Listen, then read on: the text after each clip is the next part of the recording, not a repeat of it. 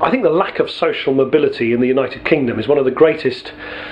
challenges that we now face. It's frankly a tragedy what's happening to thousands of children. A recent survey, for instance, showed that a bright but poor child is now overtaken in school by the age of 7 by a less bright but wealthier child. It simply can't be right that people are condemned for life by the circumstances of their birth, and that's why I have said that education is such an absolute priority for me.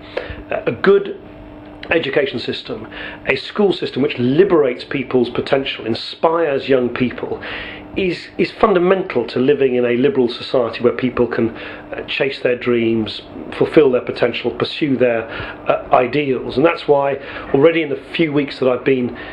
leader, I've returned over and over again to education, why I've put so much emphasis, for instance, on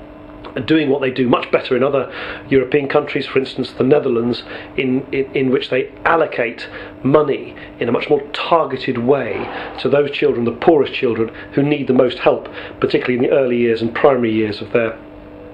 education. It's why I've placed such an emphasis on giving communities much greater say over the way in which they run their schools, giving local authorities real strategic oversight over our school system, but making sure that parent groups, voluntary groups, community groups also have the freedom to innovate in providing schools which are best suited to their area. Why I've also placed a heavy emphasis on